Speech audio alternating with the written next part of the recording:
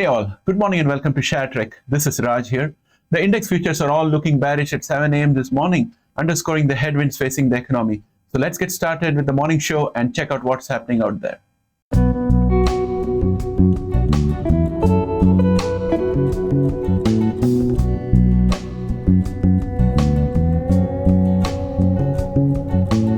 Welcome back, friends. The market is likely to open red today, and the overall sentiment is bearish. After the SNAP results failed to meet expectations following Tesla not meeting expectations, things are looking a bit bleak out there. There is growing consensus that the Fed QT and rate hikes are starting to have an impact. Meanwhile, President Biden is attacking the gas prices by releasing oil from the strategic reserves, a move that could rein in inflation. I personally think that until midterms, we could see a move in the right direction. The risk is post-midterm, in my personal opinion. That is when the government may be more inclined to conserve the oil reserves. And if the conservatives get the House and Senate, they have already declared that they're going to prevent Biden from achieving anything and bring the government to a standstill by putting a hold on the budget's release of money to the government to continue its operations. This will be something similar to the second Obama term. And while the government inaction may be a good thing for the stocks in most circumstances, right now the government is the only entity that can and must act to resolve global and national issues in order to bring the inflation down and restore a healthy economy. We'll also enter a winter in Europe and see for the first time the impact of Russian supply cuts. If the weather stays mild, I think Europe should be fine. But if the winter was harsh, Europe could face economic and political stress. We do not know how that's going to impact Europe as well as the United States markets.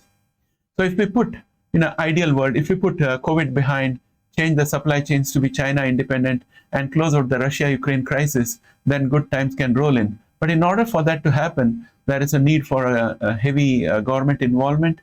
And that's at risk in the post midterms, in my personal opinion. And the good news, however, is that amidst all these things, I see the genomic sector to be promising at the current prices. I can't wait for a bounce back when it happens. In my opinion, this could be a once-in-a-lifetime opportunity to make mega profits with careful dollar cost averaging in the genomic sector. Of course, you may say, Raj, even the technology sector is down. But I think the technology sector can fall down further, whereas in case of the genomic sectors, we are already heavily beaten up. And if you were to take the aggregate value of the intellectual property and assets that any of these genomic companies have as compared to their market cap, you would find that they would be turning out to be much better as compared to the technology stocks. In other words, the multiples at which the technology stocks are trading is much higher than what you find genomic stocks trading in. And that's the reason why I make the statement that this is a golden opportunity for dollar cost averaging in genomics and probably making a fortune when the market turns around, maybe in a year or year and a half, whatever may be the time frame. With that said, let's look at the pre-market action. Friends, here we are in the TradingView platform out here with our NASDAQ futures. In this chart, you can see all the candles are a one-day candle out here. And you would see that we are still tracking along this diagonal line of resistance from a previous bear channel, which is now acting as a line of support. So since we have had 3 consecutive days so far, I'm going to venture and put this as a support. So you can see we have a new support line and a new bear channel, which is superior to the previous one. I'm calling it a superior bear channel because if we were in the previous bear channel, which would be inferior, we would have been dropping much more faster. We are dropping slower right now. So that's a positive. But if we were to zoom out and then look at the overall picture, we can see that we are still in a major bear channel, which is denoted by this red line out here, which is the upper resistance. And we have a long way to go before we can become bullish. So with that said, I want to go and have a look at the indicators. The US oil is down minus 0.26%, and our MACD is bearish. And our momentum is below average, so I think US oil is going to continue to go down further during the day. If you look at QQQ, which was down minus 0.51% yesterday, it's again down minus 0.67% pre-market, and the support that we had at 268.74 is now a resistance because we are already at 267.26 in pre-market action, and our next support is going to be 260.76. MACD is still happening to be bullish, but the momentum is below average, and It's pointed down, and as a result of which I think that we are going to see a weak QQQ this morning. Now let's look at S&P 500. If you look at S&P 500, you would see that we have a resistance out here at 369.94. Presently, we are at 364.12. Our next support is going to be the 10-day simple moving average, which is this thick yellow line, which is sitting at 363.26. And also, we have support at this diagonal line of resistance from a previous bear channel, which is now going to form the role of a support for us out here. And that would be sitting at around 362.81 for today. So it's going to be a very strong support. So we are likely to bounce back from there. IWM, Russell's index is down 1.27% as of yesterday. And pre-market, it is down 0.13%. And our earlier support, which was at 172.14, has now become a resistance because we are at 168.81 pre-market. And our next support happens to be at 166.19. Our MACD is bullish but tending towards the signal line, but our momentum is below 50%. And friends, as you know, my philosophy is that if momentum is below 50%, you can't trust the trend, so it's most likely to fall further. Dow Jones Industrial Average is down minus 0.34% from yesterday, and today pre-market it has already dropped minus 0.46%. So the drops in Dow Jones is getting accelerated a bit, and we have a minor support which was at 305.55, which has now become a minor resistance, and our next support is expected to be at 301.49. We are right now at 301.90. So if we open above this, which I doubt we will, we are going to convert this into a resistance, and as a result, our next support is going to be this thick yellow line, which is the 10-day simple moving average, which sits at 298.19. Our MACD is bullish but tending towards the signal line, and momentum is above average but it's continuing to fall. So we'll have to see what happens with the Dow Jones Industrial Average. Next, let us look at the VIX. VIX is up 0.13% in pre-market action, and it has fallen below this diagonal line of support out there. So I'm going to just junk this diagonal line of support. So we are still back with the original diagonal line of support. I'm just going to extend this further so that we can see where it's going to be. So for today, we are going to see this at 29.28 as the support, and our resistance is going to be the 10-day simple moving average, which is this thick yellow line, which is at 31.62. And we are definitely marching towards 31.62 today, in my opinion, for the VIX.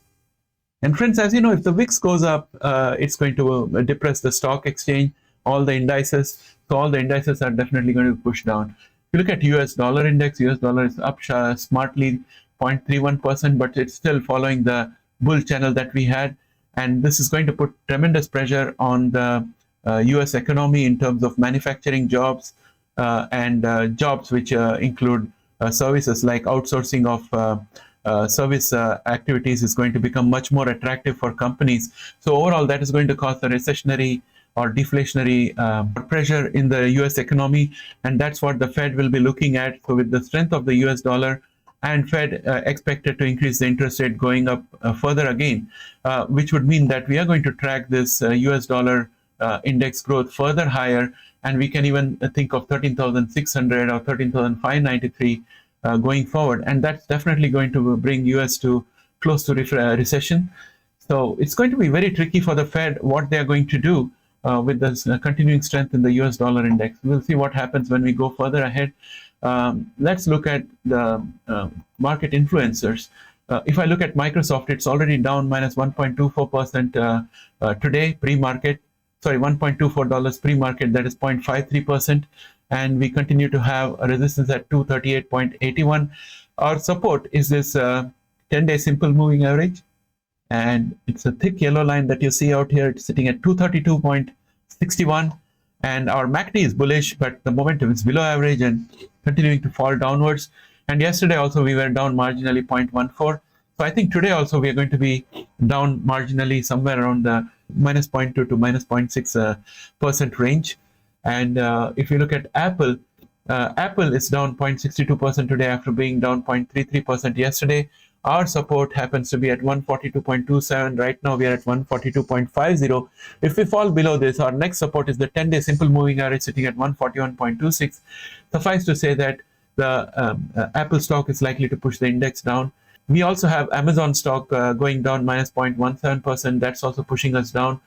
Google is down 1.69%. That's also pushing us down. And it has gone below the 10-day simple moving average, which is sitting at 99.45. So I think I'd like to point out that we have another support out here. I'm going to just draw a support line. So this is going to be the next support for us, and it's sitting at 95.74. So with that said, let's go and have a look at commodities. Wheat is also down minus 0.91% again, and we have copper down minus 0.49%, nicely consolidating into this pennant. And suffice to say that overall everything is pushing the indices down today. Therefore, it's going to have a overall bearish impact on the market. We are going to open red and will continue to be red for a while. Possibly towards the end of the day, we could have a little bit of a bounce back, but overall we are going to end the day red. That said, SQZ Biotech increased 3.55% yesterday. Today, pre-market, they have no trades. Illumina was up 1.91% yesterday. There are no trades pre-market. Caribou Biosciences was up 1.58% yesterday. And pre-market, it's up 2.89%. We continue to have 9.37 as our resistance. Right now, we are at 9.25. And our support is the 200-day simple moving average sitting at 9.15, followed by the 100-day simple moving average sitting at 8.81. These are the white and the blue lines respectively. Our MACD is bearish and the momentum is below average. Verve, which was up 1.36% yesterday, has got no trades pre-market. DNA was up 1.23% yesterday. Pre-market, we are flat, and we are going to continue to be within this range of 2.68% as the resistance. Sorry, $2.68 as the resistance, and $2.33 as the support. Right now we are at 2.47. MACD is bearish and the momentum is below average, so we are going to definitely test the support of 2.33 today. PSEB was up 0.60% yesterday. Today pre-market it is down 1.05%, and we are going to continue to see 7.06 as the resistance. And our two simple moving averages, the 10-day simple moving average sitting at 6.28 and the 50-day simple moving average sitting at 6.29, are going to be our supports today. Right now we are sitting exactly at the 100-day simple moving average, which is at 5.61. Right now we are sitting at 6.61. With that said, let's look at IMTX. IMTX was up to 0.28% yesterday, no trades pre-market. ARCG was down minus 0.56% yesterday, no trades pre-market. Editas was down minus 0.87% yesterday, no trades pre-market. Invite was down minus 0.98% yesterday, and today it's down 0.49% pre-market. Our support, which was at 2.15, is now converted into a resistance, and we have the next support at 1.86. At this price point, I think Invite has become very interesting. Today, I'm definitely going to buy some Invite, expecting a bounce back somewhere around 1.86, because the company is worth really more than this. Teladoc was down 1.36% yesterday, and today pre-market it's down 1.34%. We continue to have support from 23.16. Right now we are at 23.60, and IDNA was down 1.56% yesterday, no trades pre-market. And Bluebird was down 1.65% yesterday, and there are no trades pre-market. And as we start coming closer towards the 200-day simple moving average, which is sitting at 5.49, I'll definitely bite into Bluebird. We can check the news. I don't think there is any news so far about Zynteglo and SkySona commercialization, other than what I gave you in the last video that I had, which highlighted a tie-up with the aggregator. But that said, let's go on to Beam. Beam was down 2.23% yesterday. Beam is at 43.85, whereas our minor support was at 44.03. So we have converted the minor support into a minor resistance, and our next support is going to be at 40.22.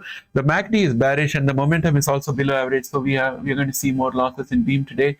Allogene was down 3.39% yesterday, and today we don't have any trades pre-market, and our support, which was at 9.93, is now effectively converted into a resistance. And our MACD is still bullish but tending towards the signal line. Momentum is below average and coming very close to the 30%. Once it reaches 30%, I think we'll bounce back again. CRISPR Therapeutics was down minus 5.14% yesterday, and we are still down further 0.35% this morning. And our support, which was at 52.13, is now converted into a resistance, and our next support is likely to be the diagonal line of support, which we were riding earlier, which was very steep, and I would suspect that we have a lot of drops before we find any stabilization. So CRISPR is in for a wild ride, according to the technicals. Fundamentally, there could be some improvements to their situation if they come up with any a new news item like another partnership or some kind of progress in any of their therapies which are in their pipeline or at the FDA. Things can suddenly change. But right now, CRISPR Therapeutics is looking very weak. Intelia is down minus 6.28% as of yesterday, and this morning they were down another 0.36%. And they have broken below our minor line of support, which was at 49.59. Right now we are at 49.21, so I'm going to mark this minor line of support as a minor line of resistance. Our next support is going to be at 43.64, which is a steep fall. MACD is bearish, and the momentum is going down further. It's below 50%. And that's the reason why, my friends, I said that we are in a DCA opportunity of a lifetime with Genomics. Of course, dollar cost averaging needs us to know where the bottom is. Friends, we do not know where the bottom is, but one thing I can say, so if you expect the text to be stabilizing, then we have to expect our genomic stock also to stabilize much faster. So with that said, I would like to end this video. If you like this video, please press a like out there. And if you have not yet subscribed, please subscribe and help us grow this channel. This afternoon, I'll be back with another video, maybe around 10:30 in the morning. And I hope you like that video too. Please watch out for that. Thanks and have a great day. Bye for now.